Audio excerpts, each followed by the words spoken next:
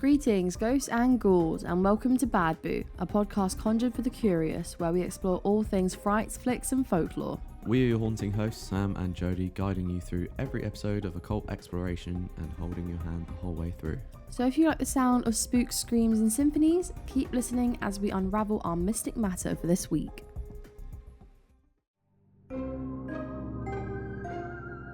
In today's episode, to suit our favourite day of the year, we will of course be discussing Halloween, its historic origins, tales, and the many flicks inspired by this very spooky holiday. So, as we usually do, in order to understand the mystic matter for this week, we need to know what it is. So, what is Halloween? Well, Halloween is obviously, as a lot of you already know, an annual celebration that occurs on October the 31st. Only the best day of the year. Oh yes, every single year, which in modern terms typically involves dressing in costumes, trick-or-treating, carving pumpkins and parties, with the holiday being widely associated with horror, the macabre and the supernatural. However, Halloween is noted from its pagan origins and equally Christian roots that came a little bit afterwards, where its origins are actually from an ancient Celtic festival called, excuse my pronunciation, the Samhain, and the also Christian holiday of All Hallows Eve. But what are these separate origins? So the Samhain, which from Celtic roots marked the end of the summer and the harvest, and the beginning of the winter when livestock were brought in from pasture and land tenures were renewed. So the Celts believed that the boundary between the living and the dead became very blurred upon the night of Samhain, and the spirits would roam the earth freely and could revisit their homes. Kind of a bit spooky. It's really spooky. Imagine thinking that all the spirits that you've ever come across, or may not have come across, are just gonna randomly appear in your home. In your home, on the street, down by Sainsbury's, the whole lot. And in your nan's house. In your nan's house, which is not great. No. We don't want that. Your nan doesn't like that. No. That's why she'll be carving her pumpkins this year. Yeah, exactly. So, to ward off these spirits, they would wear costumes and light bonfires, and typically this would be children that would be in costume. Because they didn't want their kids to be stolen by these spirits, or for these spirits to try and take their kids' souls. And, we are really drawn to this one particularly because we both got very heavy Irish blood in our system, So it's kind of in our system makes it sound like we've gone drinking, blood, like we're vampires. No, me and Sam are very heavily of Irish descent on both sides, on both, bloodlines that we have. Yes, we're very, very heavy on the Irish descent. So this is quite a cool one for us, particularly, as I'm sure many of you listening that are from Ireland or at least have Irish blood in you. I think Ireland is one of the largest populations on the earth. I think they're one of the most intertwined nationalities. It's when you hear about a lot of people among the entire world because of where Irish. They were Yeah. You can have someone from America, it's part Irish. But the costumes, like I say, were used to avoid ghosts recognising the people wearing them.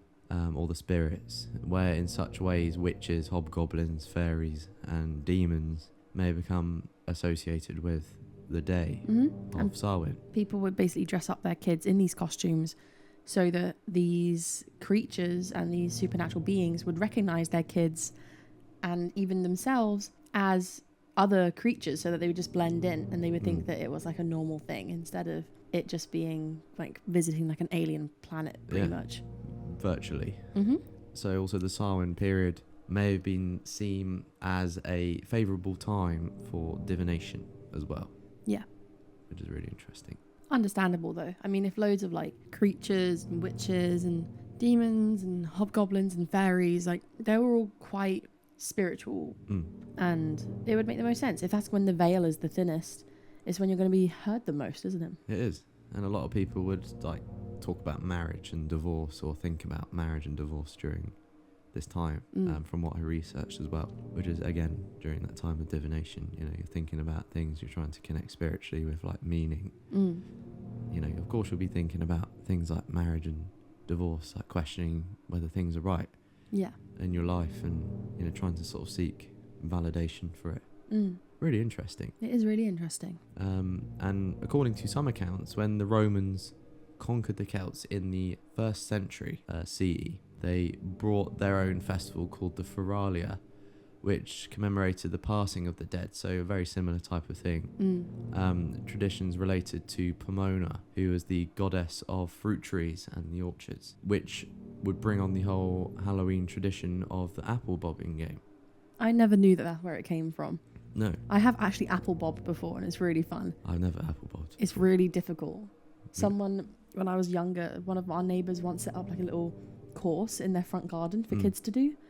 So you would go and like, you know, the metal wire games where you'd have to trace it with a little object. Yeah, they give me bloody anxiety. You'd have to do a short one of those first, and then you'd have to go apple bobbing. Yeah. And then you'd have to like find an eyeball and like a jelly mix that they had made. Oh, right. And Maybe then I have done it. there was like a couple of other things, but it was really, really cool. But the apple bobbing bit was like, it's kind of scary. Yeah. Because you're just like engulfing mouthfuls of water if you miss the apples. Yeah, I feel like I have done it, but maybe it was just when I was really young. It's not a recent thing. Kind of like being waterboarded by apple water. There you go. Apple water. Yeah. Waterboard for you. There you go. But that kind of wraps up the origins of the Samhain. However, there is also, as we mentioned, the All Hallows Eve, which over time has been influenced and kind of grappled with by Christianity, with the name then turning into the infamous Halloween, which is what we know it as today. Yeah, All Hallows Eve is probably what everyone has probably heard of. Yeah. You know, mainly. This is the more kind of well-known backstory for it, just because Christianity is such a wide-known religion in the Western world. However, the Samhain is actually where it comes from. And so, as much as they are equally as important, we do need to give a little bit more credit to the Samhain, because that was where it traditionally started before Christianity. That was the OG. Yeah, it was the OG. Yeah. The OG Halloween. So, going back to All Hallows Eve, initially it was actually meant to be the night before All Hallows Day, or All Saints Day, which is on the 1st of November, and All Souls Day, which is the 2nd of November. But the entire 3 days was known as, in one word, All Hallowtide, which is All the Hallows Tidings. It's a bit like Christmas, isn't it? Yeah, Christmas it Eve, is. Christmas Day, Boxing Day. Yeah. The trio. So, where it was all 3 of those days and the All Hallowtide, like we just spoke about, it was also believed that it was focused around these dates, and particularly November 1st, as it was chosen by Christians to kind of replace the pagan Samhain festival. So that's why they placed it so closely to the Samhain, which is on October 31st. Sort of Christianize it and sort of change the mold and Yeah. sort of say this is our version now. Yeah, exactly. And that's where the historic tradition of jack-o'-lanterns comes from, which is where you carve faces into vegetables to ward off evil. That again backdates to Irish and Scottish customs, where people originally carved faces into turnips and beetroots. But when Irish immigrants came to America, they found pumpkins to be like easier to carve and just more plentiful, basically. So that's why we carve pumpkins nowadays instead of turnips or beetroots. It's sort of Ireland and the Irish are sort of the responsibility for what Halloween really is. 100%. You know, a lot of people think it's America, but America really popularized it 100%. Yeah. We all know that, and turned it into some like great cool holiday. But it's, you know, its origins all sort of lie with the Irish. Its origins do lie with the Irish. Fully. Exactly. It lies with our blood. Louise. It lies. But the tradition of trick-or-treating is kind of one that like blurs the lines a little bit. There's 2 ways that people think that it started. One of them is called souling, which is a medieval custom where poor people, often children, would go door to door during the All Hallowtide, and they would offer to pray for the dead in exchange for money or food, and often in the form of things that they would call soul cakes. That's interesting. I mean, I don't know how I'd feel about someone coming to our door today and saying, like, can I pray for the dead and have some money? I think I'd be a bit freaked out. But also, when it was like medieval times and religion was such a huge back then part it would of everything. be very normal. Yeah. And that would be like kind of like, yeah, sure. But I mean, that would be the weirdest trick or treat now, Yeah. wouldn't it? Let's face 100%. it. Nowadays, it would be really. I would be like, who sent you? Yeah. Where are your parents? Do Go you need home. to go home? Yeah. But the other one is actually called guising. And it's, again, a Scottish and Irish custom where children would dress up and they would either perform a trick, like reciting a poem or singing a song, in exchange for a treat. A trick or treat. Yeah. So that one, again, sounds more like the traditional, like, trick or treat that we understand. Yeah. I mean, both of them do in a weird way. They kind of got the same formula. Yeah. You know, go to a door, do something in exchange for somebody to give you like a treat. Yeah. Of some sort, whether it's money, food, or an actual treat, like it could be a chocolate or sweet or something like that. You know, so very much so where it comes from. Yeah. I just want to ask, when you were younger and you went trick-or-treating, did you ever practice what your trick was going to be if people said trick? I only went trick-or-treating once. Yeah. Really? I quite enjoyed just staying at home and watching scary movies. Of course you did. You know, it's not a safe place on the island. I'm kidding. It's probably one of the safest. It's one of the safest places to go trick-or-treating. Yeah. Not saying you guys should all come here and just trick-or-treat, but... Also, times have changed. It's not obviously one of the safest places to go trick-or-treating anymore. No. The Western world and much of the rest of the world just isn't a very safe place nowadays. No. Unfortunately. But I've only been once trick-or-treating. I think once or twice, perhaps. But I can't really remember it. But I probably would have practiced my trick. I feel like you're the type of person that would have practiced your trick before you went. Oh yeah, if it was now, I'd practice my trick. What would your trick now be? I don't know. It'd probably bore people with reciting so many horror movie lines that they'd just close the door and I wouldn't get my treat. So you would just start acting out random horror film bits at someone's front door?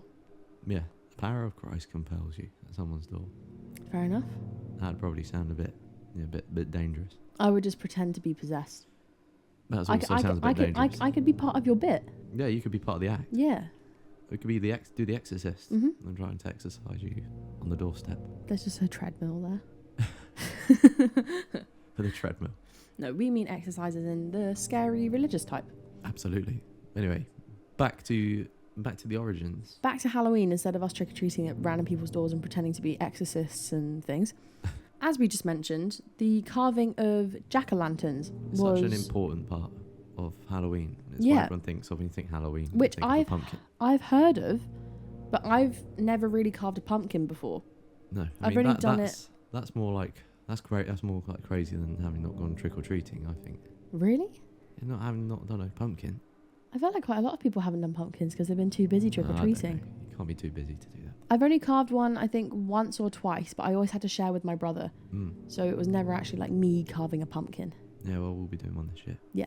Oh, absolutely. Stay tuned on the Bad Boot Instagram if you want to see a picture of our pumpkin. Yeah, we'll be going up today with this episode. But from the origins of jack-o'-lanterns and where they come from, actually comes a little legend for you, which is the legend of Stingy Jack. You stingy bastard. So, who is Stingy Jack? And why is he taking everybody's jack-o'-lanterns? So, the name Jack-o'-lantern comes from the old Irish folktale about a man named Stingy Jack, or Drunk Jack, who is a clever, miserable drunkard and trickster. So, Jack tricked the devil several times, according to the folklore. And in the most famous version, Jack convinced the devil to turn himself into a coin to pay for drinks, only to trap the devil next to the silver cross in his pocket. And he eventually freed the devil, but only after the devil promised not to claim Jack's soul for a set number of years. When Jack eventually died, he was too sinful and was admitted into heaven. When he went to the gates of hell, the devil, who was still sore about being tricked and kept his promise, refused to take his soul. Ooh. That's a bit harsh. That's even worse, like not getting refused from hell as well. I know. No, it's not harsh. I mean, that's wild. Being refused from hell for the coin incident. Yeah. Jack was condemned to roam the earth for eternity, and he begged the devil for light. And the devil scornfully tossed him a single burning ember from the fires of hell. And Jack hollowed out a turnip or a large beet and placed the ember inside, and has been wandering the earth ever since, earning the name Jack of the Lantern, which was shortened to Jack-o'-lantern, and it's become the very symbol of the traditional holiday. I don't know why, but that's giving me goosebumps like all over my body. I never knew that was the story of like jack-o'-lanterns. I know. I never really knew what a jack-o'-lantern was until we started talking about it. I mean, I knew there was a tale about a guy called Jack, but I didn't know it kind of went down so much like this. That's I thought crazy. It was just, he just enjoyed his pumpkin. So do people put out jack-o'-lanterns then to like keep him away from their houses? I suppose so. So he can like light it up and like see where it is? I mean, very much as derivative of warding off the old spirits. Yeah. As well as probably scaring him away. And probably reminding him of the very thing of hell. Because he's sort of he's bound to walk the earth eternally now. I feel like eternal purgatory is worse than like eternal damnation. Yeah. Like at least you kind of know what you're down there for, and you'd know like what your purpose is, and you'd be like serving someone. I'm not saying that hell is a good place. Obviously hell is like the worst place, which I've heard is actually not a place. Apparently it's a state of mind, but different episode. That's a different topic altogether. But yeah, to be eternally just wandering the earth that's cold. That is cold. Very cold. And that is just such a there's like always sense of unknown, but forever. Yeah. You're kind of in that middle state of, I don't know my purpose, I don't know where I am, but I'm eternally bound to do this. Yeah. Not just for a while, but just forever. Yeah, well, it's a different type of eternal damnation, isn't it? I mean, he messed with something he shouldn't have, perhaps, and he kind of paid the price for it. Yeah. In a roundabout way. Kids, don't mess with the devil. Don't mess with the devil. Don't turn yourself into a coin for a bit of beer. And don't turn him into a coin for a bit of beer. And don't turn the devil into a coin for a bit of beer, or trap him into a silver cross or anything and like that. Don't drink beer if you're a kid. Yeah, just stay away. Just stick to your dairy milk. Go to your nan's house. Go to your nan's house. She'll give you some chocolate buttons, some party rings, and a pumpkin to carve. Some mawams and a pumpkin. Oh, mawams. Yeah. Love a mawam. There we go. So stick with those, please. Your time will come. And on that sweet little note, we're going to head into the Isle of Fright. So, for this episode's Isle of Fright, we have a kind of infamous tale, right? Because you said that you've heard of this before. Yeah, it's really weird.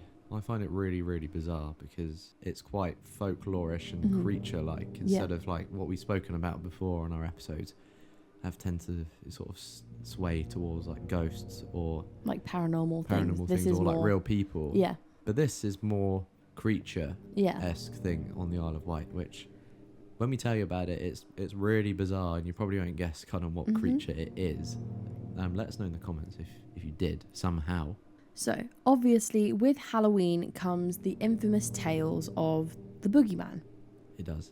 Even though he's not around just on Halloween, but it's where it kind of starts there's from. There's many associations with the Boogeyman because of certain films and a certain film. Yeah, which is a clue for later on in this episode. Ooh. However, for our Isle of Fright, we are talking about the Isle of Wight's Boogeyman, a.k.a. the Gooseberry wife. Yes. Which is a very peculiar name for a boogeyman. Probably doesn't really sound very scary, the Gooseberry wife. No, it doesn't. But the Gooseberry wife is a species of boogeyman whose sole vital function was to protect ripe gooseberry bushes from being raided by children. So the Gooseberry's wife's role was to be the guardian spirit of the gooseberry patch. So these berries, she would, the patch where the berries are situated. And the parents of the children would invoke her name to scare them away from stealing the berries before they were ready, or simply to keep them out of the fruit patch. So again, as most boogeyman stories are, it's to keep children away from doing bad things, essentially. Yeah. Otherwise, this creature/character will come and get you, really, which is quite creepy. Very creepy. I think we've all believed in some sort of boogeyman at some point, like the man in the closet or the monster under the bed. That's the classic boogeyman. The monster under the bed was my one. I used to believe that there was a boogeyman under my bed, and I believe that he had like an infinite staircase that led all across the world, but it was all under my bed, and he could just come and get me at any point. Yeah, that's quite elaborate. Yeah, it was the terrifying. staircase. It was terrifying. But I think I got it from a film, the staircase bit. Anyway, as much as this boogeyman tale is similar to ones across the globe, there is one thing that is a bit different, and that is that this boogeyman looks nothing like the rest of them. And that's because the Gooseberry wife has a very specific, memorable form, which is that she is said to appear as a large, hairy caterpillar. I mean, that freaked me out when I first read about this Gooseberry wife, and there's like some illustrations of the Gooseberry wife online, which we'll leave the link in the description to this story. Yeah. Which I believe does come with an illustration of the Gooseberry wife. Mm-hmm. If not, we'll attach that as a separate link. But the Gooseberry wife is really freaky looking, I find. Yeah. I mean, a large caterpillar. Caterpillars aren't that great to look at in the first place. Because they're all hairy and long legs. Exactly. But I feel like when they're like, I'd imagine she'd be like a human size caterpillar. Yeah. So Like- it's a big caterpillar. Like the ones from Mario Kart in like the desert places. Yeah. But a lot more scary. And without the smiley faces. No smileys, I'll tell you that. Rhymed. Yeah, looking at these illustrations of the Gooseberry wife is definitely not something that's like, I wouldn't welcome it into my house. No. You know, it is quite scary But what a good tale to to look sort at of and think about. steer people away from stealing people's berries. Mm-hmm. You know, I don't like just berries, but you know, I think probably when this Boogeyman tale was created, it's probably even more of like a big thing with the berries. You know, Yeah, having berries 100%. growing in your garden or on your land, and having naughty kids come and nick them. You know, you kind of want to scare them away from saying that's kind of a crime. Mhm. Don't do that. In a roundabout way, a big hairy caterpillar is going to come and get you. So if you have gooseberries in your garden, watch out. The very hungry caterpillar. The very hungry gooseberry wife. Yeah. And on that note, with her being very hungry, the warning for the tale is that when parents would tell their children about what would happen if they did steal the gooseberries, it was that the gooseberry wife would catch them, and in some versions of the tale, she would even eat them. Wow. So she would eat the children. Being eaten by a giant Yeah. And hairy caterpillar. this obviously served as the effective deterrent that we were talking about for marauding children who were tempted by the fruit on the bushes. I mean, that's freaky. Imagine stealing the fruit and bringing it home and showing your parents, and they Mhm. say now the caterpillar's going to come and eat you. Yeah. The giant caterpillar. I don't know what I'd do with myself. I would be so scared. I'd run away. I'd be sick. I'd pack a bag and I'd run away. It makes me feel sick. And this type of localized folklore is really very fascinating. It I really find. is. And it's only specific to the Isle of Wight. Yeah. So that's the Isle of Wight's boogeyman. Yeah. And again, it reveals about like how specific elements of the local environment, where in this case like a gooseberry patch, Mm-hmm. are woven into the like cautionary tales across the world, really. Yeah. And the traditions of the community. It's really, really like interesting. So we'll leave that link in the description for you all to go and check out, because it is really, really interesting. There's a little bit more on it, and again, we'll try and attach the photograph of the old gooseberry wife on here or on our social medias, and Mhm. we can have a little chat about it, or let us know your thoughts on this giant Yeah. caterpillar. If you're from the island, let us know if you've ever seen the gooseberry wife before. Yeah, we want some photographic evidence, please. Or if you're not from the island, let us know who your boogeyman is. Yeah. What do they do? What is any weird tales of a boogeyman? Yeah, where do they live? What are they protecting? Are they protecting anything? Do they just take children? Who knows?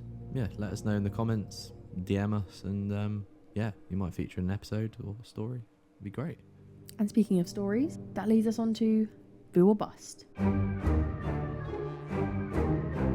So as you know by tradition, if you keep up with our episodes, that the Boo or Bust section, we typically get an array of photographs or videos that link to the topic that we're discussing. But as it's Halloween, and it's very hard to find like real or fake images because everyone dresses up. Yeah. You know, for one, you can't say, oh, it's a real werewolf or it's a real vampire, it's a real witch or something, because it could very well be a costume. So we went down the alley this week of looking for scary stories that happened on Halloween, in which we came across one called I'll Never Trick or Treat Again by the Reddit user Sapphire Lion 15, which we'll leave the link again to in the description Yeah. for this story. As with most great, scary stories, this is from the No Sleep subreddit, and this was posted 5 years ago. So make of it what you will, and we'll get going on it. So the story goes like this. I think it's finally time that I write this down. It's haunted me for years, but maybe this will help me move on. I don't know if I can ever forgive myself for what happened that night. I was 15. My girlfriend, her brother, my best friend, and I had come up with a brilliant idea to stay out all night long on Halloween. We had the perfect plan. My friend, Art, not his real name, and I would tell our parents that we were going to spend the night at Layla and Will's house, not their names. Likewise, Layla would say and tell her parents that she and Will would be spending the night at my house. I know it was stupid, but we were confident that our plan would work. I wish the plan had failed. That Halloween night, we had set out feeling like total rebels. We had all decided on a group costume and each of us was dressed as a DC superhero. Will had dressed as Superman, Art was the Flash, Layla was Supergirl, and I was Batgirl.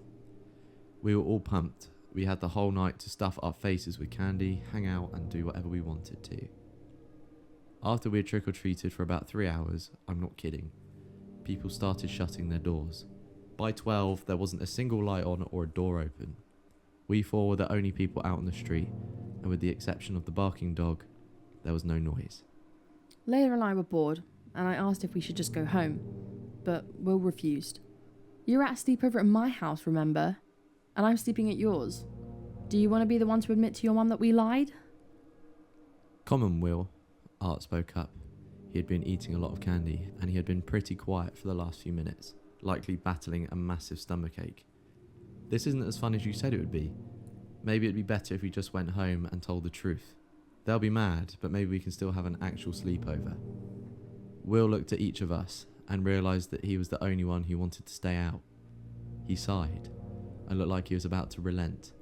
Then he looked behind us and his face lit up like a jack-o'-lantern. What's that? He said excitedly, already beginning to move towards it. I turned around. Not 20 feet was a house that I'd never seen on our street before. It looked like a typical townhouse. That's usually what you would see in our neighbourhood. But it was covered from porch to chimney with Halloween decorations, and not cheap plastic ones that you'd get at the dollar store, but the quality makes you want to run to buy decorations and give kids nightmares type. There were 2 disturbingly lifelike pumpkin head scarecrows guarding the front gate, and over 24 skeletons standing at attention in the front yard. Jack-o'-lanterns dotted on the porch, each one with a face frozen in agony. A gigantic spider was perched in the show window, looking like it intended to make the shrub it was hovering over its next meal. Bones were scattered across the roof as if someone had just dropped a handful of them from the sky. And for the finishing touch, a spotlight hidden among the shrubbery made the entire house glow an eerie purple. Layla and I glanced at each other. How had we not seen this house earlier? Granted, we hadn't been paying close attention to every house we passed, but still, we'd been all over the town. We'd have noticed a glowing purple house, right? I turned to ask Art, but he was as entranced as Will. Before I could blink, he was running towards the house too. Once again, I glanced at Layla. She shrugged her shoulders, as if asking what I expected from 2 Halloween-crazed boys. I grabbed her hand, and we ran after them. Up close, the house was even more disturbing. The scarecrows eyed us as we walked through the front of the gate. I tried to not gag as I passed them. Someone had certainly taken liberties to make the yard believable. The things stank like rotting pumpkin. I gripped Layla's hand a little tighter as we passed the skeletons. They must be from one of those expensive artisan websites, I thought. They sure didn't look fake. We walked up the porch steps, with Will shaking from excitement. Art's eyes were practically glowing. I remember wondering, half-jokingly, if they were in some kind of trance. Will rang the doorbell. It was the sound of a church bell, and resonated throughout the house. Trick or treat, we shouted dutifully. Although Layla was practically crushing my hand, I was grateful for it. I needed to know that I wasn't the only one who found all of this unsettling. The door was practically thrown open. A gorgeous woman stood in the doorway. She had long legs, thick copper hair that stopped at her shoulders, black eyeliner and blood-red lipstick. She was dressed in a revealing witch costume and grinned when she saw the four of us. Well, when she saw the boys. My, I didn't expect to be visited by two handsome heroes tonight. She gave a high-pitched giggle. Her voice reminded me of how ladies in old gangster movies talked. Art smiled and thanked her. Will was just staring at her. I took a step closer to Layla when the lady noticed us. I think she knew immediately that we weren't as captivated as the boys were. Not by her house or her beauty. She sure was gorgeous, but she was an adult and I was already with Layla. Her eyes glazed over as she saw us, but her smile didn't waver. I noticed then that she was holding a bowl of candy. She slowly extended it to me. Candy back, girl? I wrapped both of my arms around Layla and took a step backwards from the lady. I could tell she wanted something and that it wasn't anything good. No thanks, we'd been eating too much candy already. It wasn't a lie, we had eaten half of our candy throughout the evening. The woman's smile wavered and she blinked 3 times as if it was the last thing she expected. I noticed something strange about her eyes. They were kind of cloudy. She turned and offered candy to the boys. Will took a full handful while Art only took 2. Obviously still suffering from a stomachache. I glanced again at the candy. The pieces weren't in wrappers, and it didn't look like any brand I'd ever seen before. It sort of resembled malted milk balls, except bigger and lumpier. When the boys had finished their candy, the woman looked at the 4 of us. "You must be parched. Why don't you come in for some apple cider?" She gestured to the front door, which stood gaping open like a mouth. Layla physically leaned away from the door. She wouldn't go in there for $1,000, let alone a glass of cider. I agreed with her. I forced a smile. No thank you. We turned and started to get down off the porch when I realised that Layla and I were alone. Will and Art were gone, and so was the woman. My heart rate tripled. They went in the house. My stomach hurt. Should we call the police? What could we say? That a pretty lady with a spooky yard had lured 2 boys into her house with apple cider? Even if that didn't sound crazy, we were 2 teenagers out past midnight on Halloween. Not exactly what the cops would consider trustworthy. Plus, we couldn't prove that she wanted to hurt the boys. Still, we had to make sure they were okay. We started walking around the house. On the left side, there weren't any windows. This made sense though, it being a townhouse and all. The back of the house had a porch, but the windows and doors were all covered. The right side of the house yielded the same result as the left, leaving us only one option: the show window. We manoeuvred around the skeletons in the yard and went as close as we dared up to the window. I, being dressed in black and thus harder to see, decided to look in the window, while Layla, dressed in bright red and blue, made sure the lady didn't come out the house. Before peering in, I took an uneasy glance at the giant spider. Against my better judgment, I touched it. Solid plastic. I sighed and told myself not to be so jumpy. I peered through the window. I was staring at a lit fireplace. It seemed to be the only light source in the room. It was pretty dim in there. Still, I could make out 2 enormous armchairs on either side of the fireplace. I could make out Art's bright red Flash costume and could see the blue from Will's costume. They were both slumped in the chairs, as if asleep. There was a coffee table between the chairs, holding 2 half-empty glasses of what could only be apple cider. In the centre of the room stood the lady. She was standing as straight as a rod, her arms lifeless at her sides. Then, without warning, her right arm shot straight up. She held it there for a second, then let it fall. A second later, she did it again, with the other arm.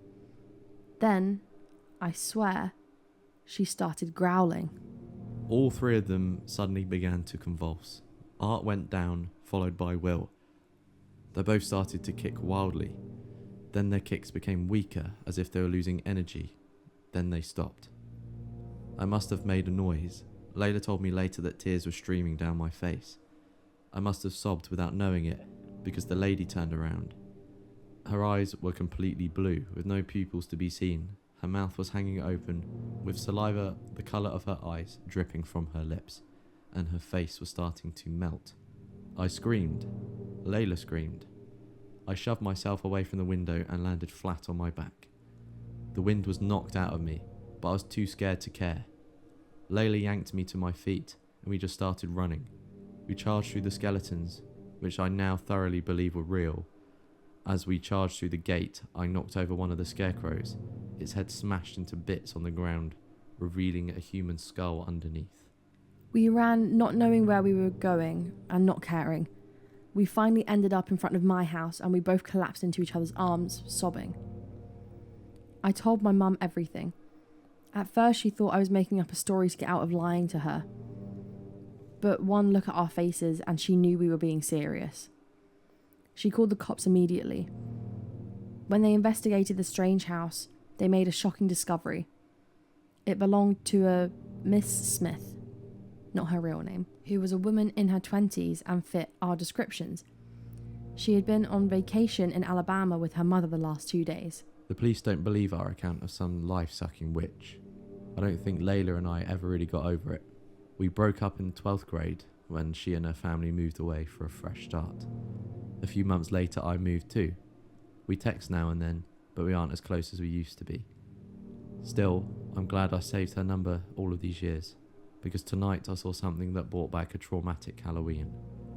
A townhouse, bathed in purple lights with skeletons set up in the front yard. 2 of them guard the gate, one dressed as a Superman costume and the other dressed as the Flash. That last bit just gave me chills. Freaky.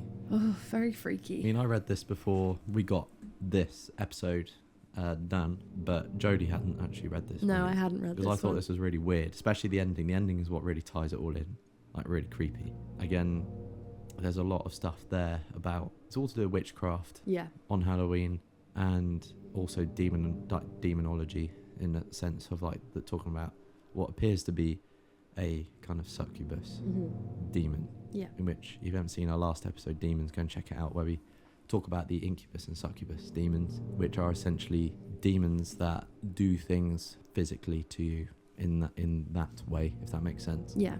Without saying it too much. But that's what some of the people in the comments of this Reddit post are saying as well, is that they think it's a succubus. And again, that ending was so freaky. Yeah, it is really freaky.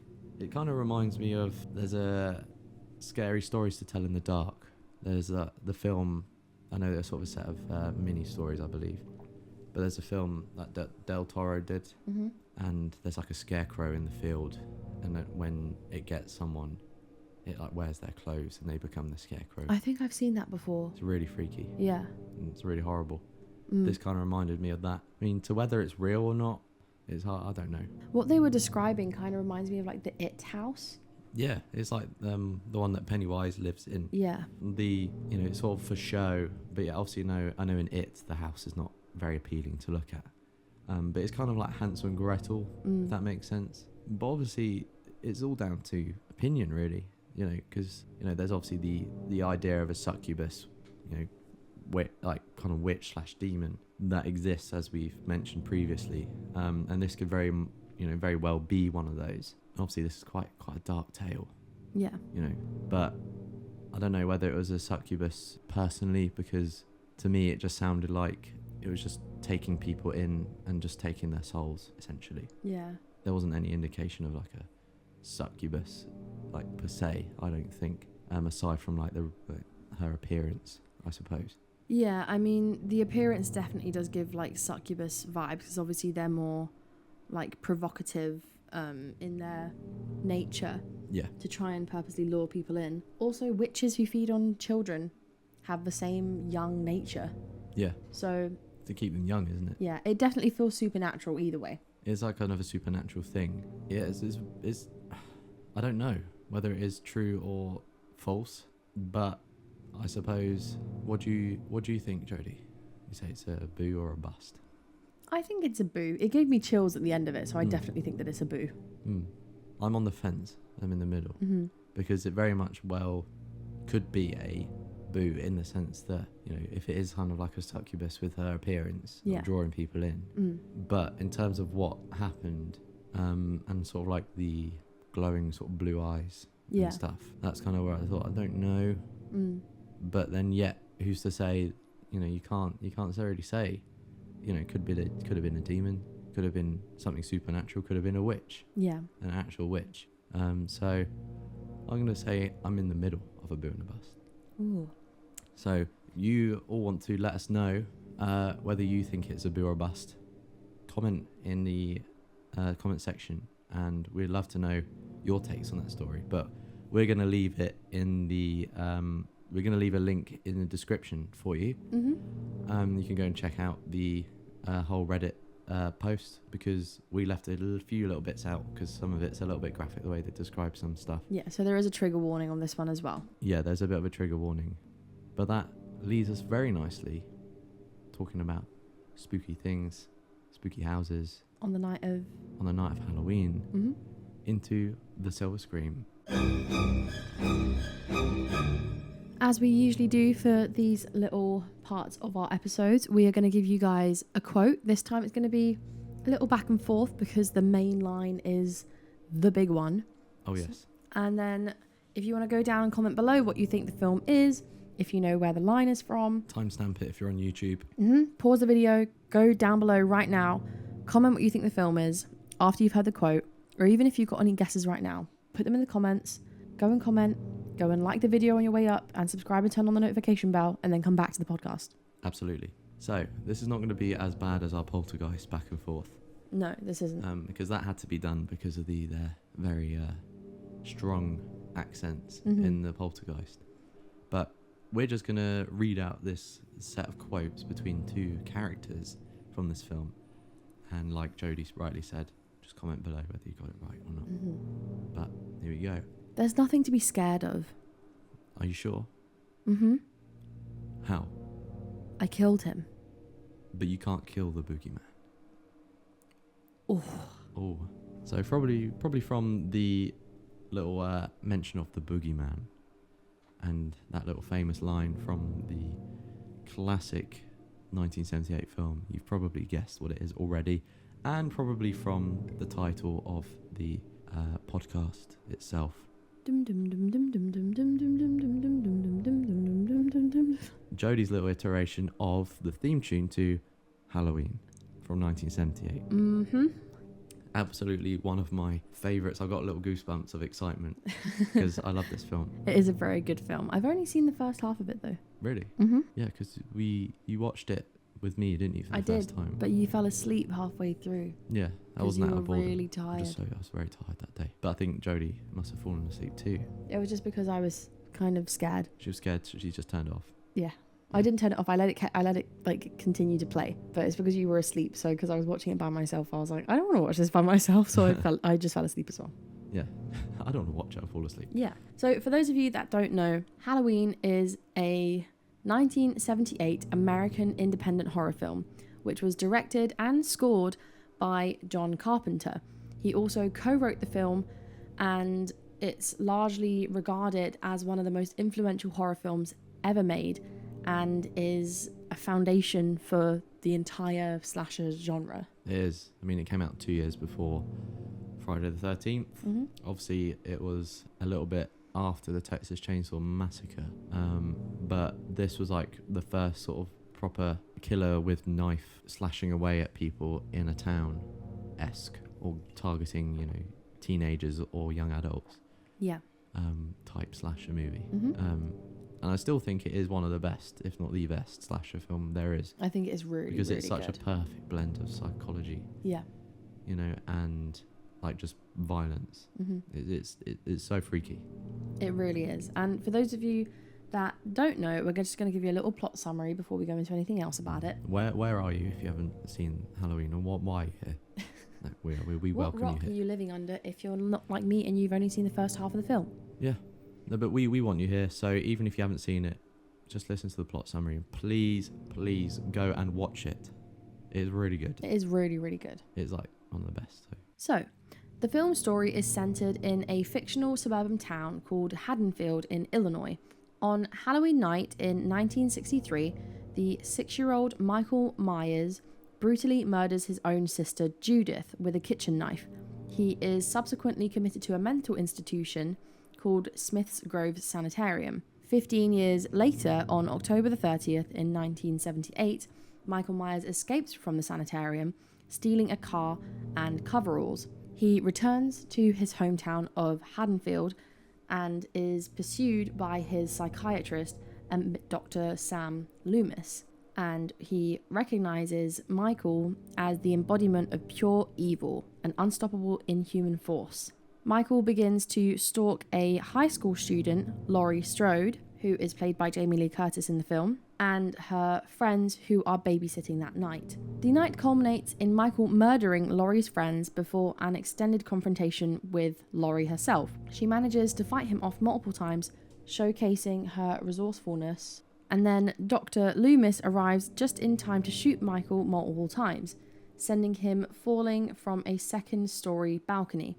However, when Dr. Loomis goes to check the body, Michael has vanished without a trace, leaving a fear that what he is called is the shape is still out there. Very great. It's such a great film. Mm-hmm. Again, if you haven't seen it, please go and watch it. It's amazing. So, like we said earlier, it's kind of the birth of the slasher film in many regards. Yeah. So Halloween popularized and sort of codified many of the tropes that we had sort of defined the slasher genre throughout sort of the 1980s and beyond, because it just came just before, including like the unstoppable sort of masked killer. So like the use of a simple suburban setting as well, like we said earlier too, and sort of popularized the final girl trope, which again, if you don't know what the final girl trope is a like resourceful female protagonist who ends up surviving at the end, which you'll see in like so many slasher movies. It's kind of like the classic sort of, it's what makes it part of a slasher film, a slasher film, and the emphasis on suspense over like excessive gore. So it's all about suspense, and then it sort of leads to sort of quite a gory kill in the end for something like that. It's often seen as a masterclass really in suspense, where John Carpenter's direction sort of relies heavily on atmospheric cinematography, which often uses quite a voyeuristic long take perspective to place the audience in the killer's shoes, which is quite unusual even for now standards. It is, because people usually think that attention spans aren't going to want to stay within that shot for a long time. Long takes are quite rare, full stop, in the film world. They are also just really difficult to do. They are. You've got to capture the audience without like basically cutting to keep people entertained. Yeah. But Halloween does it like perfectly. It really does. Because it's like that kind of long drawn out, like, you know, these victims are being watched. And it's always from Michael Myers' perspective where these victims are being watched. Yeah, I think that's why it makes it so uncomfortable. It's so smart that's why it's coming from like a voyeuristic style as well. It's because it really conveys that feeling of, like you said, being watched.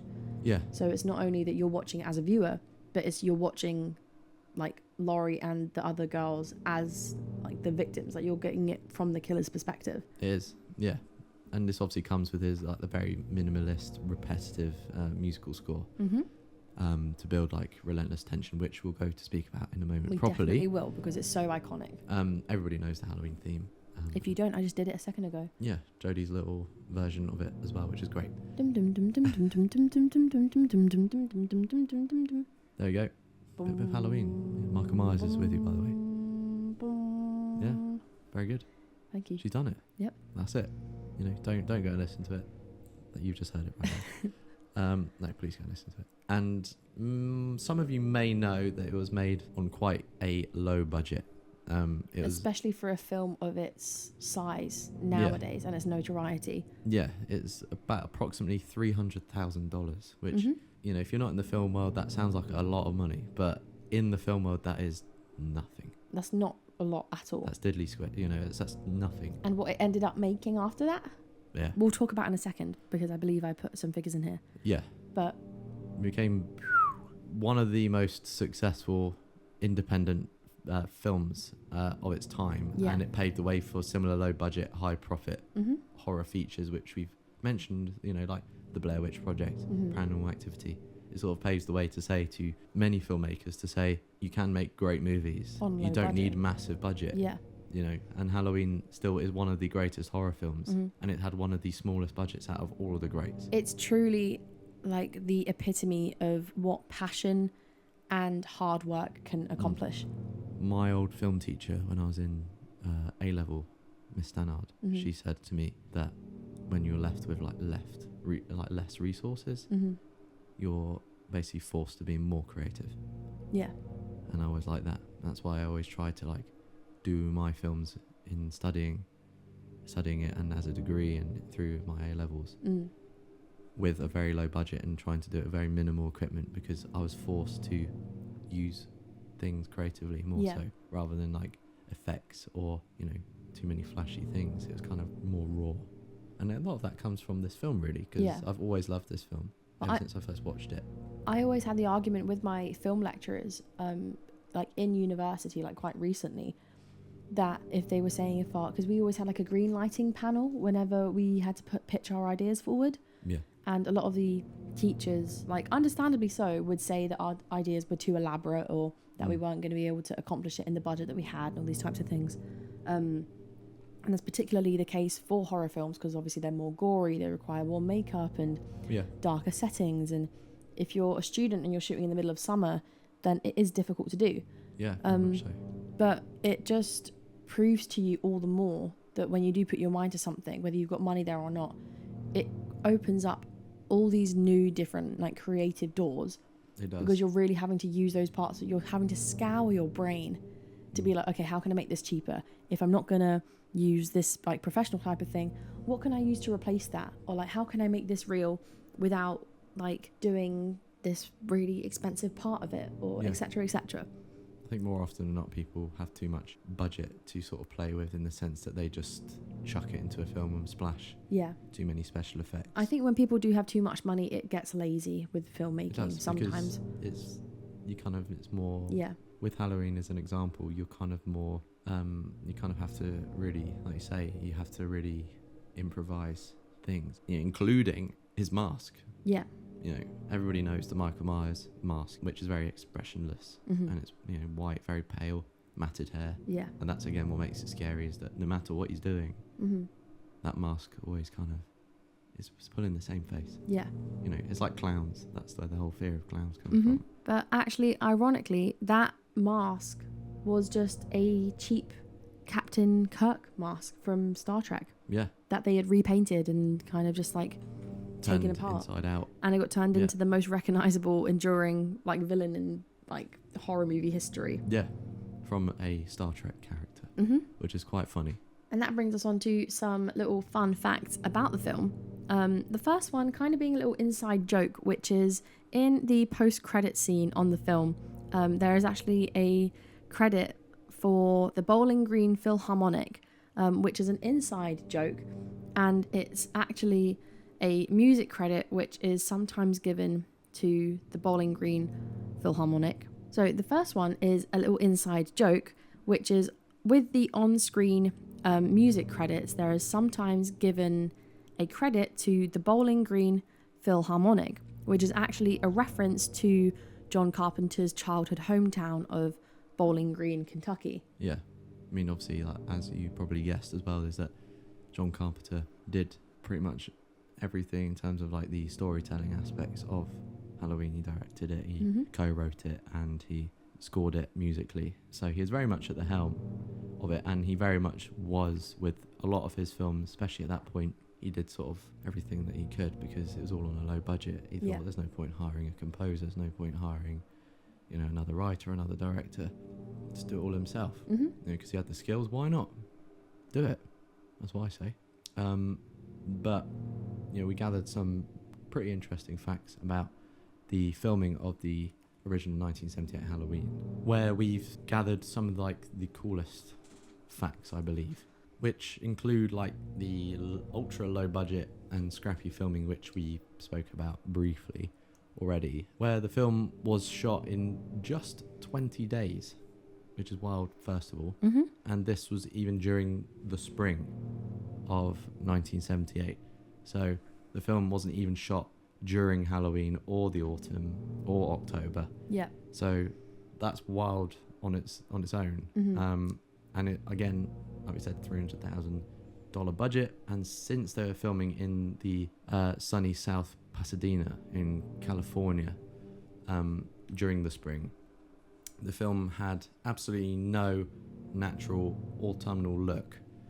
and the crew had to buy bags of artificial and recycled leaves and transport them from location to location and raking them up after each shot to reuse them. And if you look closely at points in the film, you can sometimes see the green grass and even palm trees in the background.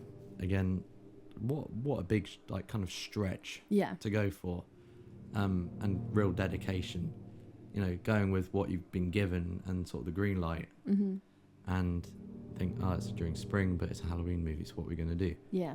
It, you know, makes you more creative and think, right, buy fake leaves. Let's buy fake leaves. Paint trees. Paint the trees. It's so clever. Yeah. And you know, you wouldn't watch it and think, hold on a minute, this is not filmed during autumn or October. You'd very much believe it was. Yeah. You know, and it's so well done. It's amazingly well done. 100%. And even with the wardrobe that's used in the film, obviously Jamie Lee Curtis is the protagonist in the film. It was her film debut. Yeah. And despite the tiny budget that they had, it meant that Jamie Lee Curtis's character, Laurie Strode, had a really, really tight budget for her costume. And in total, it was only about $100 for all of her wardrobe that she had during the entire film, because it was all purchased from J.C. Penney's department store. Yep. Which is crazy. Yeah. Imagine just buying all of your clothes from like a normal, like a Primark or regular like day-to-day shop. Yeah, exactly. You know, it's so cool. And as we were alluding to earlier about the old iconic Michael Myers mask being the Captain Kirk from Star Trek mask, it was purchased from a local novelty shop, and they had a good choice between a cheap clown mask and of course the Captain Kirk mask, which of course they chose the latter, and it only cost $1.98. That's insane. And I'm sure, I don't know if it's been put on sale or like at an auction or anything, anybody who's bought it, but I really doubt that it's going for $1, the one that was used in Halloween now. Yeah, exactly. Can you imagine if they used a clown mask? It wouldn't have been the same at all. I don't think it would have been anywhere near as disturbing if they used a clown mask. It'd be very generic, but I mean, obviously at the time, I don't think there was much out with like clown masks, you know. Yeah. But I know in Halloween Ends, which is like the last one that came out, which I didn't think was great at all, the other killer, I think he's called Corey, he wears a cheap clown mask. Oh, so I'm wondering now, knowing about that, whether it's like an ode to that idea, which is quite cool in itself. It is just so interesting, again, how the human mind thinks when you're on such a tight budget, because how they actually went about making the Captain Kirk mask was firstly by wetting down and painting the hair on the mask a darker colour, because obviously it's got that like slicked back classic hair look, doesn't it? Yeah. After that, they spray painted the entire mask a really ghostly type of white, and then they removed and reshaped the they removed the eyebrows off the mask, and then they reshaped the eye holes. Yeah. So cool. It really wasn't that cool. much, but that's why it's so disturbing, I think, is because it has that warped human face. Yeah, it does. It's very human-like, but there's something not right about it. Exactly. It really sits with you whenever you are watching it.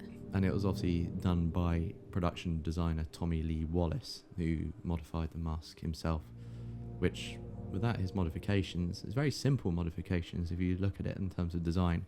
It's just taking something and being subtractive with it and just taking things away and just giving it a little bit of a makeover. You know, it wouldn't have taken long, and bam, you've got then probably one of the most iconic horror movie characters. It seems like ever. Tommy Lee Wallace was one of the kind of money masterminds behind this, because if he's the production designer, it must have been his idea about the leaves and buying them in and painting them and all that type of stuff. Yeah. As well as remaking the mask. Yeah. So this guy knows where it's at. If you want like cheap filmmaking, obviously probably not. Find yourself a Tommy Lee Wallace. Yeah, find yourself a Tommy Lee Wallace. Yeah, absolutely. And like we said, the result was very much like the chilling, blank, expressionless face of Michael Myers as we know him, and aka the Shape. The Shape himself, where the main actor for the Shape was a friend of John Carpenter himself, which I knew. It's the great Nick Castle, who was like a big tanky bloke, and you make it sound like you knew who Nick Castle. Yeah. Me and Nick go a long way back. But yeah, no, great. You know, it's just brilliant. And you know, the only time you see Michael Myers unmasked was at the end of the film, which is when Dr. Loomis removes the mask, is actually a different actor, which is not Nick Castle. Nick Castle played Michael Myers the whole way through, in which this was Tony Moran, who was brought in for just that single moment, because I suppose he suited the face that they were looking for, because it's a bit of a freaky moment. Not like Jason Voorhees freaky, but still nonetheless it's like an unmasking, so they had to get that bit right, you know. Yeah, it's still crazy though, there was only 2 actors and that one of them was just like his friend. But it's great, it's so cool. I mean, why not use your friend if your friend is like that kind of, you know, height and that kind of has that kind of, I remember watching a documentary and that Nick Castle was very just, I seem to remember he was quite a gentle bloke. Yeah. He didn't say much, and that's why he kind of got him to play him, because he just didn't say much. So it kind of suited his character, really. Yeah. So he just sort of wandered about. And he was, you know, but he plays it so well. He really does. You know, you just see him peering around, he's so still. Doesn't move. Yeah. It's almost unhuman because he is so still. Yeah, it's like he's like a figurine. And what is a great horror movie without cameos and like homage? Like in, you know, I'm talking about films that come out later that paid homage to Halloween. Yeah. So one of the most notable cameos in the film is actually of future horror icon Robert Englund, who is best known for playing the character of Freddy Krueger. Yeah, he's such an icon. Absolutely infamous in the horror world. But he was actually working in the area while the film was being shot, and it's rumoured that he actually helped the crew with the laborious task of collecting and reusing the exact autumn leaves that we were talking about. That's so cool. I did not know that. I was reading through it just now and just thinking, what the hell? Well, you genuinely had like a moment of stunned silence, didn't you? Yeah. That was bizarre. I didn't know that because obviously A Nightmare on Elm Street came out about 6 years after, and Robert Englund obviously didn't really have a name. Yeah. You know, in regard to the film industry, but funny to think that he was rumoured to be on the set of Halloween, just helping out the leaves. Yeah. And then he became again one of the most iconic horror characters of all time. Again with Michael Myers, kind of in the sort of horror hall of fame, which is so cool. It is really, really cool. On to some of the homages that are in the film as well. The key part of Dr. Sam Loomis, who is the kind of like psychiatrist for Michael Myers, he is actually named after the boyfriend of Marion Crane in Alfred Hitchcock's Psycho. That's really cool. So just trying to link those characters together with each other. I know, it's really cool. Because I always remember the name Loomis. I mean, that connection to Psycho, which is again like sort of like the grandfather of horror in that regard, in terms of modern sort of slasher exposure of violence-esque horror. Psycho is like the start of it, really. Yeah, it really is. Yeah, that's a cool little fact, isn't it? One of the other notable homages in the films is that the kids that Laurie babysits, who are called Tommy Doyle and Lindsay Wallace, are actually named after characters that are in other films. And in the case of Tommy Lee Wallace, who is obviously the production designer, he was just a friend of John Carpenter's who was on the actual set of the film. So he's incorporated his name into it. Yeah, I mean, that again is really, really cool.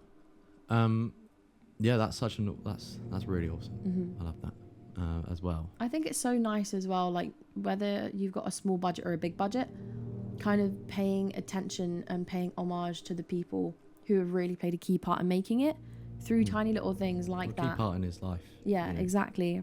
So it's such a sweet little moment to like.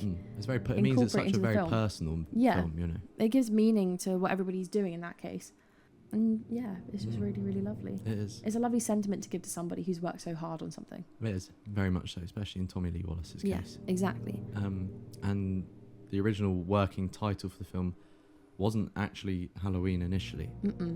It was originally called The Babysitter Murders, in which producer Irwin Yablans insisted on setting it on October the 31st and changed its name to Halloween. Which, thank God he did, because I don't think the babysitting murders would have been anywhere near as popular. It sounds like a documentary. It does. Really. It sounds like a true story-esque kind of vibe.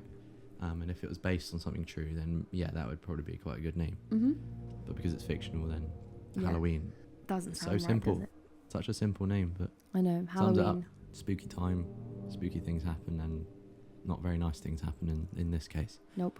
But going back to the budget that we were talking about earlier, where we said that we would give a little nod to its success, Halloween had like an incredible success, and it is, again, like we were saying, proof of John Carpenter's use of budget limitations to maximize suspense and creepiness.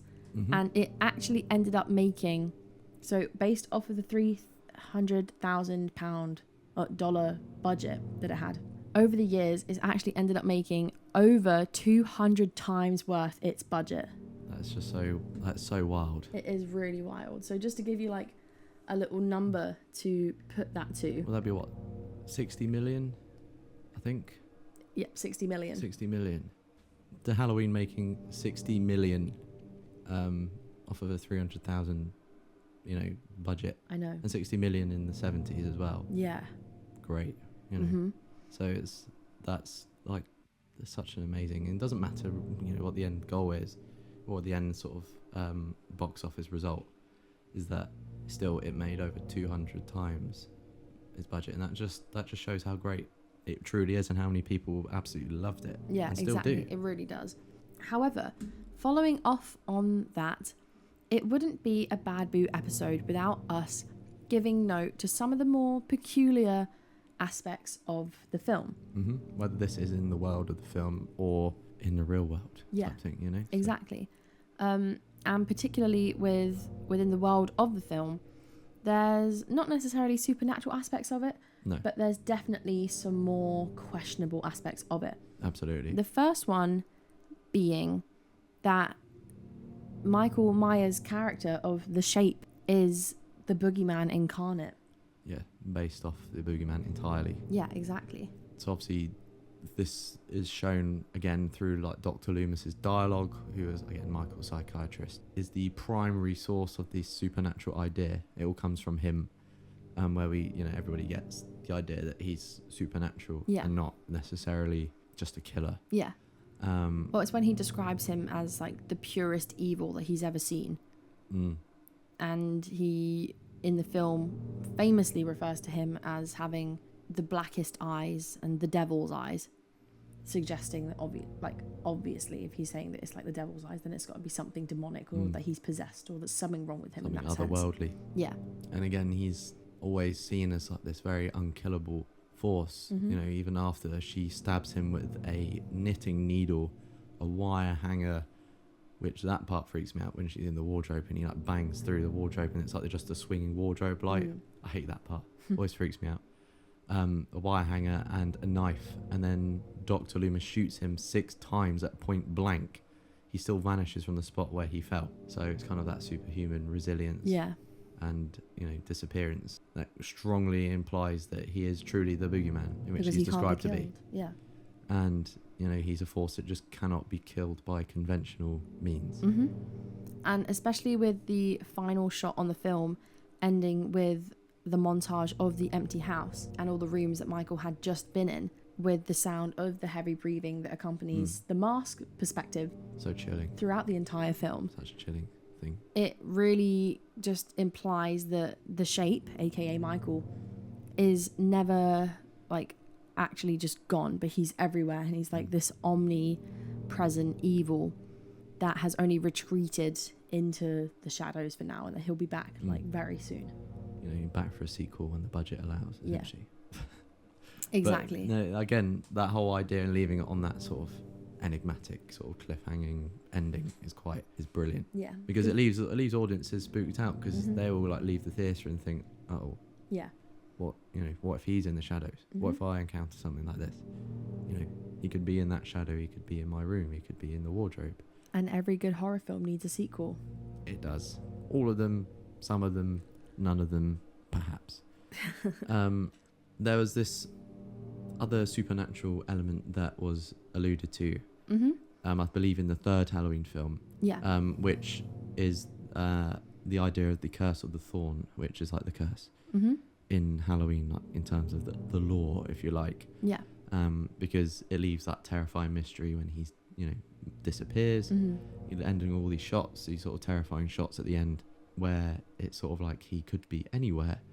The sequels, specifically those in like sort of the Thorn trilogy, so like Halloween 4, 5, and the Curse of Michael Myers, sort of attempted to give Michael a concrete supernatural explanation. Because the third film is sort of like talks about that he was sort of to do with witches, Yeah. and then those three Go sort into of go more. into sort of about this curse. Yeah. That he's sort of this sort of mythology about the Curse of the Thorn introduces like that idea, which is an ancient sort of curse that compels like an afflicted person to relentlessly murder their family lineage on the night of Samhain, Mm-hmm. again, or Halloween, Yeah. which is again interesting. And this plotline explicitly like I suppose makes Michael a victim of like a cult supernatural curse, Yeah. rather than just simply a human killer, which sort of goes into detail. I don't know whether they needed to talk about all of this, because I know at some point down the lineage of the Halloween films, they do end up getting rid of it. Yeah, but they also describe Laurie Strode and Michael Myers to be relatives in certain iterations. There's so many I can't be specifically pinpointed because my brain is not braining. But I think that they didn't need to go down this route personally too much, because I think that's just the first one on its own. It's just great because it just leaves it. I mean, sequels absolutely, but I think going down this whole like idea of that, witches and that he's curses and that he's like, family lineage to Laurie Strode. I mean, it gives a bit of an explanation, but it's like there's so many sequels. It's like you don't need all of them, Yeah, I think the elusiveness behind his character in the first place kind of gives him enough of that supernatural boogeyman-esque feel that we were talking about. You already know that he is. So I think that as interesting as it is to have it be tied back to like a druid type curse is really interesting, but like you were saying, I don't think it's very necessary, especially in such a notable film and like not even like trilogy, but set of sequels. Yeah, it's like being in like an anthology of movies. I don't think everything needs explaining. No, I think it's just a way to get money, but that's why the sequels didn't do anywhere near as well as the first the one. original. Yep. Halloween 2 I think is pretty good as well. Yeah. However, it's not just the skepticism behind the character of Michael Myers itself that actually makes it that real paranormal, like sat with you, watching you feeling. Yeah. It is just amazing cinematography. Yeah, there's some great cinematography in Halloween. There definitely is. The first one that we're just going to be touching on is the infamous Panaglide shots. The smooth, floating, first-person point of view shots of Michael Myers, like stalking his victims, were just achieved using like specialized camera stabilizers, which were called the Panaglides.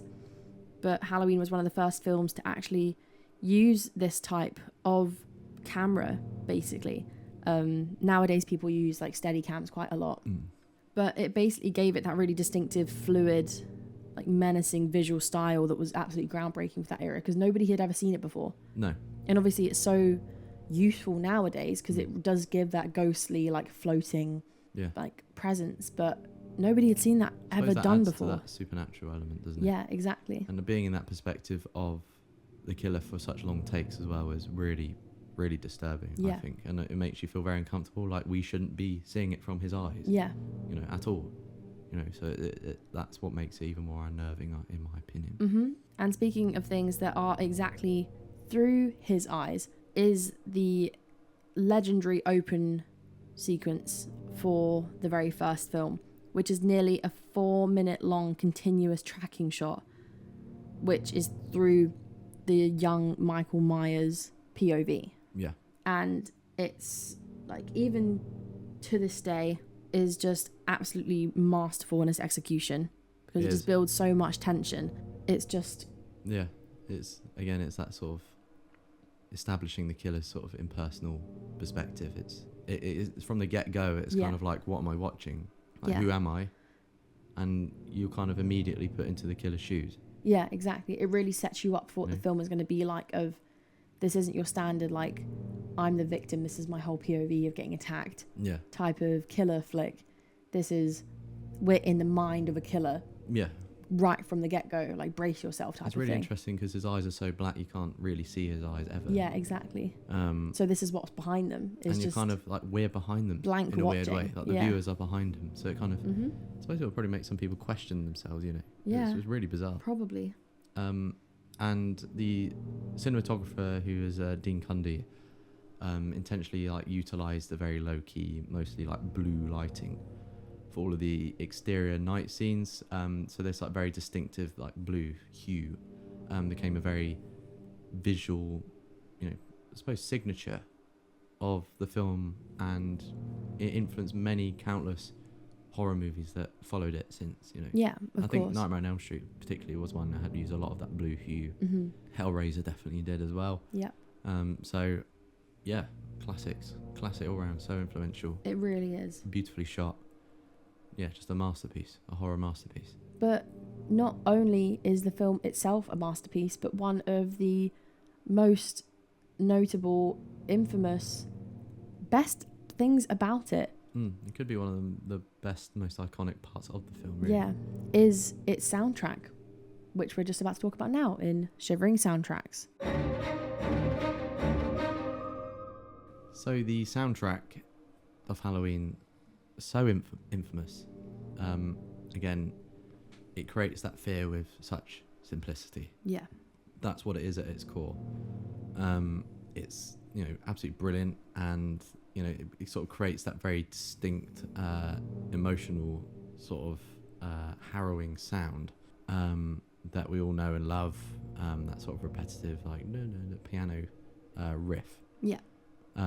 Where this again derives within the main theme of Halloween. Yeah, it's just that like cold, relentless, rhythmic, machine-like piano riff. It is. Absolutely is. Yeah. And again, it embodies the sort of pure emotional, sort of unstoppable nature of Michael Myers, like the shape. It's kind of, there's no other reason. It doesn't really go anywhere too much, the music, but it's got a purpose and it's got a drive, and it's like a machine, like you say. Michael Myers is a machine. He doesn't stop, and he over and over again, he just kills and kills and kills relentlessly. Yeah. And that's what the music really captivates. It's this real on edge. It's erratic, but very beautifully erratic. Yeah. Especially with it being such a contrast to like Laurie's theme as well. Absolutely. Which is obviously more melodic, and it often has like higher keening synth notes that really convey like vulnerability, and they mount terror as opposed to the emotionless, unforgivable, like, it's very heavy. Yeah. Michael Myers is like boom, boom. It's like a real like big synth boom boom. Yeah. That goes the whole way through. And again, Carpenter, as many composers, and all composers really should be, are influenced by ones that came before them. And you know, that's where new music comes from, is a big blend between this and this, and that creates the new musical style. And as I'd say to any of you creative people out there, you know, people say you've got to be original. You know, originality isn't really a thing in that regard. You can't really create something brand new. You know, it's the 21st century. Like, originality doesn't exist anymore. But it all comes from influence. Yeah, exactly. And that's what creates something quote unquote new, I suppose. And in John Carpenter's sense, his musical influences like Bernard Herrmann, who is so iconic, who did Psycho and a bunch of the Hitchcock movies.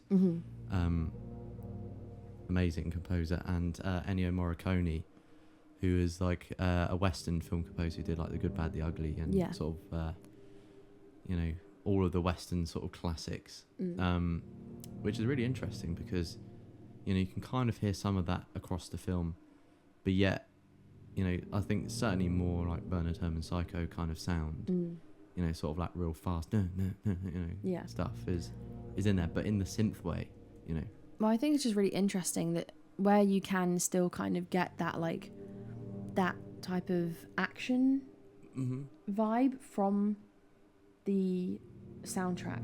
Yeah. Because it feels very, well, it's just relentless. It feels very like go, go, go. It does. It doesn't sort of build slowly.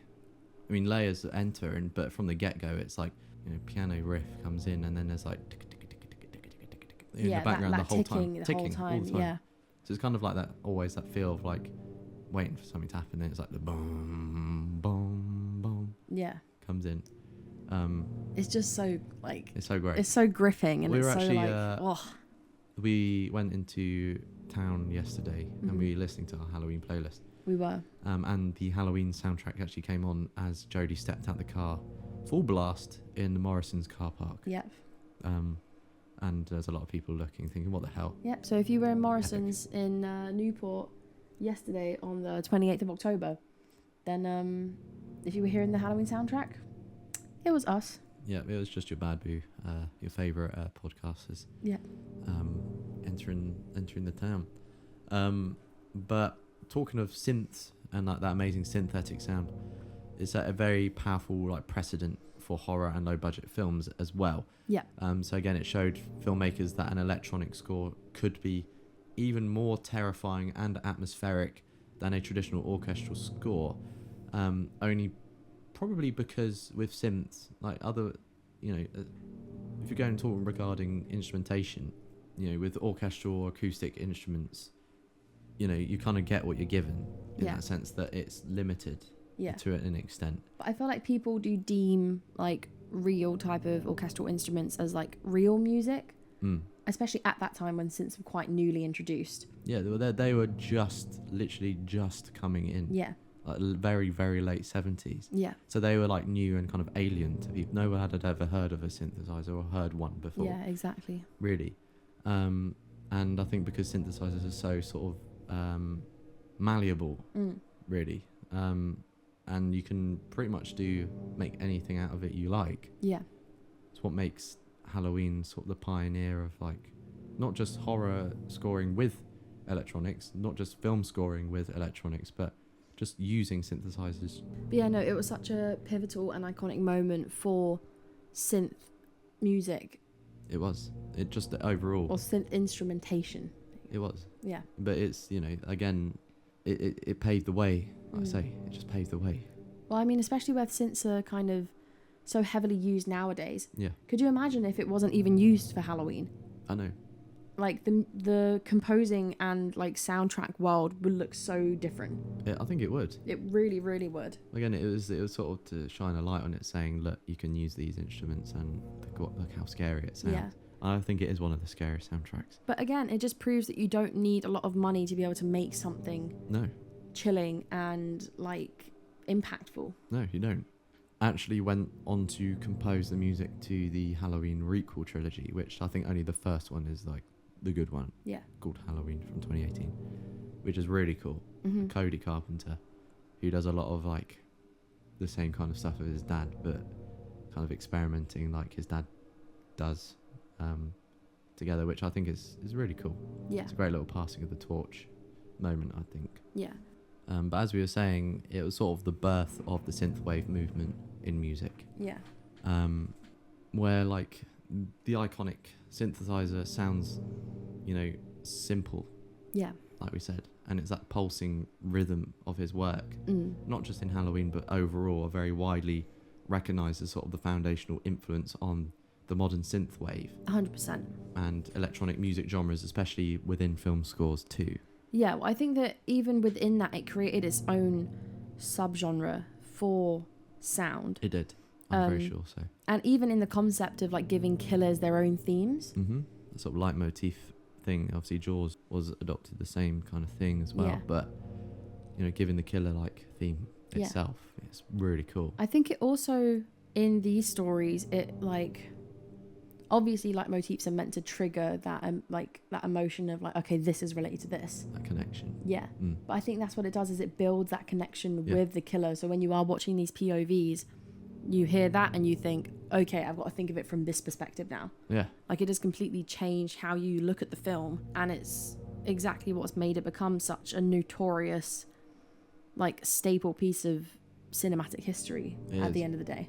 It is. And to think you've had that influence not just on the film world, but within, like, the whole music world of showing people what a synthesizer is and what it does. It's completely game-changing. And I remember looking at a documentary, I think it was on Netflix, perhaps. I watched it with my dad a little while ago, that John Carpenter obviously not only wrote and co-directed it, but obviously he composed the music to it as well. But it was just composed within simply 3 days. Yeah. Just 3 days for the whole feature film. Is absolutely insane. And obviously they are, like, very simple pieces of music, but from experience, from when we created, like, Read Between the Lines and our film that we did together, it's so easy to overdo music, especially for films. It is. And so to be able to keep it so simple and to be able to time it so perfectly and create so much suspense off of, like, really minimal equipment, and to know when to stop is really, like, if you didn't think that John Carpenter was already talented enough by writing it and directing it, then, like, that just is, like, the tip of the iceberg. It is. And he, not only that, he actually performed the entire score himself. Yeah. So he didn't just write it, he did it, as well. It kind of reminds me of you a little bit, like, hearing about this, because obviously you write and you compose and you directed before. Well, he's part of the part of my influence in that sense of, like, knowing that it's possible. And I think that it's, like, again, the whole low budget thing of, like, it's not like trying to be like, I'm going to take ownership of everything, but it's like, if I can do it, I might as well. Exactly. Instead of wasting money on someone else. Yeah. You got such a vision as a writer and a director.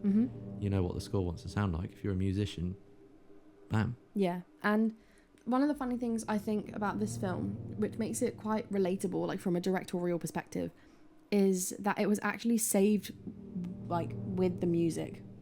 So initially, when Carpenter has showed the finished film to studio executives, it didn't have any music or any sound effects. It was just the dialogue and just the film. But when he actually showed it to this particular studio executive, she reportedly wasn't scared at all. And he basically set out to save the film with the score that he composed, basically. That's really cool.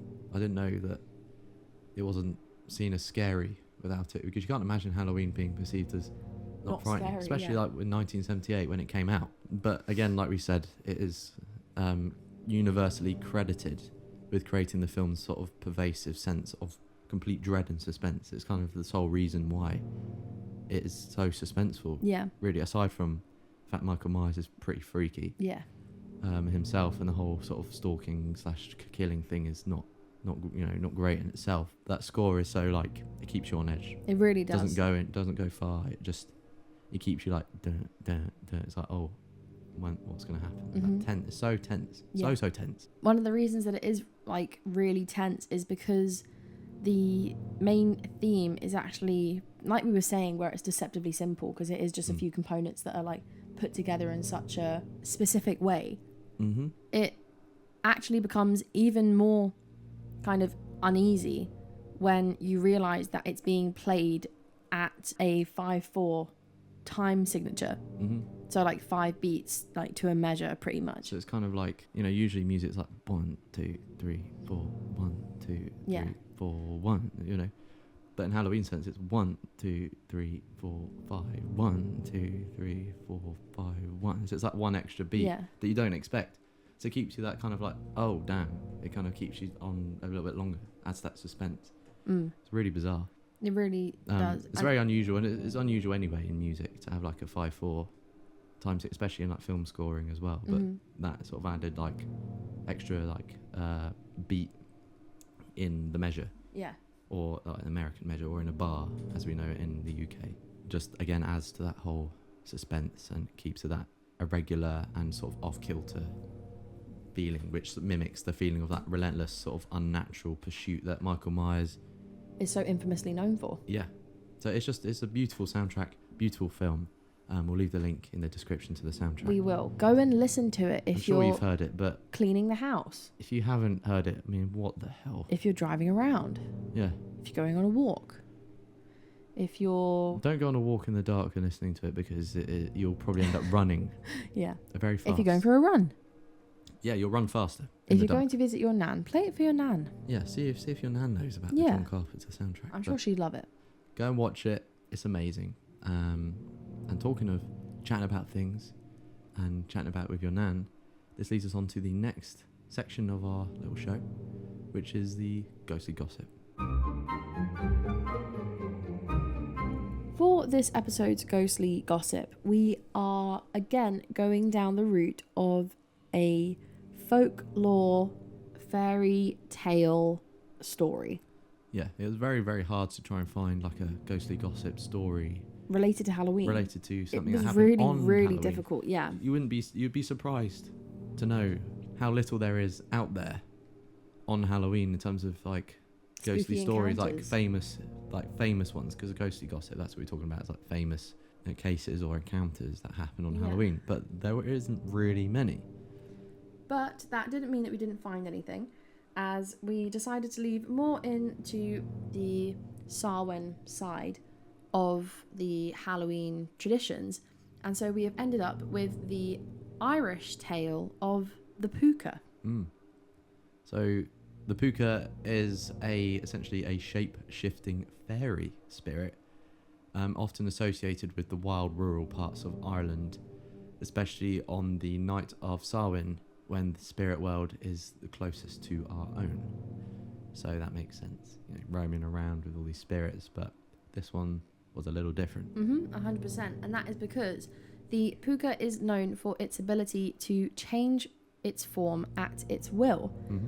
It can take on many frightening or amusing shapes, but there are a few that are the most common ones. The first is a black horse, which is the most frequent one and most iconic, as it's the form of a sleek black horse with a wild mane and fiery glowing golden eyes. In this form, it is famous for luring unsuspecting travellers, especially those who were leaving a pub late at night, onto the horse's back for a terrifying, chaotic midnight ride before dumping them back where they started. So it's just to mess them around. Yeah. And just to sort of be mischievous. Yeah, exactly. That sounds very Irish. It whole does thing. I mean, I know very it is Irish folklore, but that's like the most Irish thing I've ever heard. Coming out of a pub late at night, riding a horse around, and then Riding a horse that is like getting dropped black back with where you- glowing fiery eyes, and then just getting put back where you started. Yep. You tell people in the pub, you wouldn't believe what's happened to me. They think you've had one too many. I just had a round with the Púca. The second most known shape is that of a goat, bull, or dog, and it often appears as the jet black version of these animals, which is obviously commonly associated with evil. It is. We then have the hare and rabbit form of these, which again is a either sleek black version or sleek white version of a hare or a rabbit. It's quite unusual. Now, I don't know about you, but after I watched Watership Down when I was a kid, rabbits freaked me out. God, no. That terrifies me. It's a very scary film for kids. It's so bloody. It's all about rabbits. It's very gory. It's so gory. Yeah, very Get gory. torn apart. I couldn't believe it when I mean, I haven't seen the whole thing. But I mean, because I spoke about it with my mum about a year ago. Yeah. And she said that it kind of, it's so weird because really and I looked up frightened clips me. on like YouTube of like pretty much all the film. Yeah. Because I was like really intrigued. It's just rabbits getting like torn apart By blown each to- other. Yeah. Yeah. Just and this was for children. Absolutely terrifying. Anyway, there is also a humanoid version of the Púca that does appear, which is a less common one, but it's known to be a man with animalistic features such as sharp ears or even a tail. That's really bizarre. It's really bizarre. Really strange. Yeah, and it kind of reminds me of the like humanoid version of the devil incarnate. Because of like the half goat legs, half like human or like man top half. It sort of like reminds me of like the Easter Bunny Yeah. going down like a different route. I mean, that's a different contrast to the devil. Yeah. But the Easter Bunny, I used to be scared of the Easter Bunny. Is the Easter Bunny a person? Well, no, but I used to be scared that the Easter Bunny was like a tall rabbit, like human rabbit. Oh, I thought Thing. it was just a rabbit. And I don't know why once when I was young, I felt like I saw, it was obviously my imagination. There must have been like a nightmare, but I blurred it. Is that I saw like in the back window of my house, this like very tall humanoid bunny rabbit that came to sort of deliver the chocolate treats. Oh. And I think it freaked me out. I don't like it. Okay, I'm never going to look at your house the same anymore. Yeah, a giant rabbit. I just don't. I don't sort of vibe with the giant rabbits. But yeah, regardless of its form, the Púca is said to sort of be able to speak human language and frequently engages in conversation or prophecy. Yeah.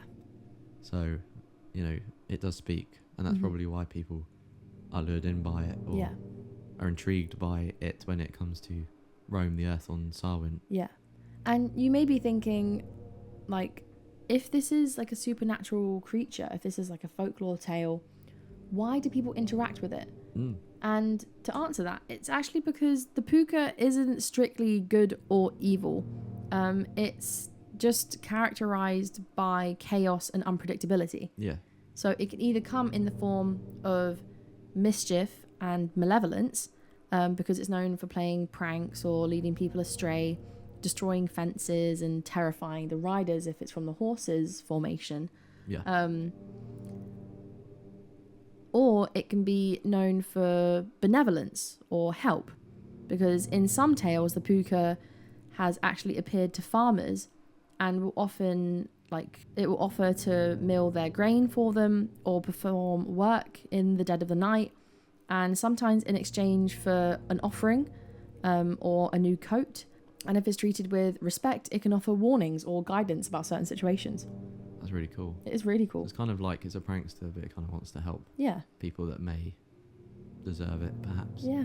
Which is quite cool. Maybe we should go to Ireland next Halloween and see if we can meet the Púca. Yeah, see if we can find the Púca, a big black horse or a big bunny, which would terrify me. I love rabbits. I really love rabbits. I think they're really sweet, but giant humanoid rabbits make me feel a bit weird. But again, its connection to the Halloween/Samhain time is really, really important. Yeah. Obviously because of our episode. So again, it's connected.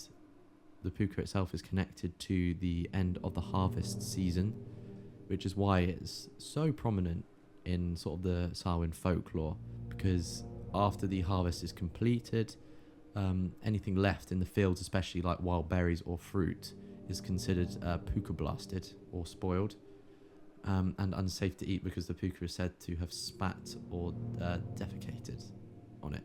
Fair enough. Fair enough. I would. Yeah. Spitting all over the spitting all over the crops. But to appease the spirit and ensure the rest of the harvest and livestock was safe, farmers would leave a small portion of the remaining crops or a portion of a feast outside in the field as the Púca's share or an offering, to basically say, like, here's your part. You know, don't come and ruin our stuff or don't cause a bit of mischief. Here's a bit of stuff for you. Yeah. Go on your merry way type thing. Which again is quite interesting. It sounds like people are pretty scared of the Púca in some ways. It does sound like they're scared of it, but it also sounds like it's not something to be too frightened of. Maybe just more worried about. More worried, or kind of just like don't want a nuisance. Yeah. Of it, essentially. Yeah, and I think that's just because it embodies like wild, unpredictable, like forces of nature. But I think it's also the fact that even the Celts, like back in the day, acknowledged it and sought out to appease it after the transition into the darkness of winter. Yeah. Again, it's sort of just that truce between people and this Púca. Yeah. I think it's just the whole kind of idea that Halloween or Samhain is the day of like truce between our world and the spirit world. It is. So the fact that it only appears then is just more of a reason for people to feel like intimidated by it and to want to offer it offerings and things. Yeah, I suppose so. Which makes sense, but it's actually just a very, very interesting tale. However, on the topic of things that can also come from the thinning of the veil on the infamous Halloween, Hallows Eve, or Samhain, that's going to lead us into our spooky spotlight for this week. Today's Spooky Spotlight is going to be a little bit different from our other ones, as we unfortunately forgot to post a poll this week because we've had a very, very busy week trying to produce content for you guys. We've actually taken a bit of a different route.